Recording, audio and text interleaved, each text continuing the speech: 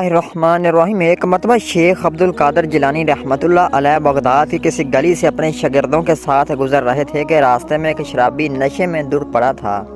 اس کے کپڑے میلے تھے اور اس کی حالت بہت خستہ تھی۔ اس نے شیخ عبد القادر جیلانی رحمۃ اللہ علیہ کو صدا دی، اے عبد القادر، اللہ قادر ہے کہ نہیں؟ شیخ مسکرائے اور فرمایا، بے شک اللہ قادر ہے۔ اور شرابی نے پھر وہی سوال کیا، اے عبد القادر، اللہ قادر ہے یا نہیں؟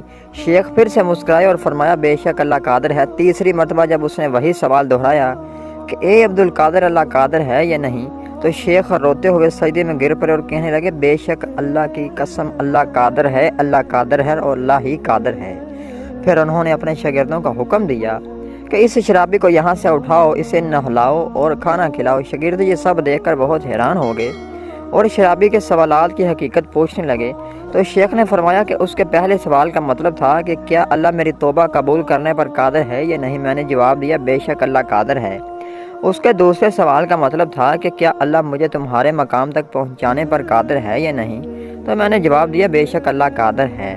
اور اس کے تیسرے اور آخری سوال کا مطلب تھا کہ کیا اللہ تمہیں میرے مقام تک گرانے پر قادر ہے یا نہیں؟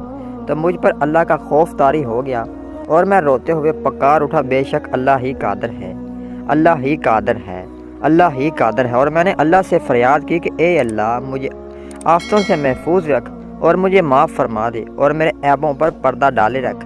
جب اللہ تمہیں ہدایت کے راستے کے لیے چن لے تو یہ نہ سمجھنا کہ تم میں کوئی خاص بات تھی یا تمہاری عبادت کی وجہ سے ہے، بلکہ یہ تو اس کی رحمت ہے جس نے تمہیں شامل کر لیا ہے اور اسے وہ تم سے کسی بھی لمحے چھین بھی سکتا ہے۔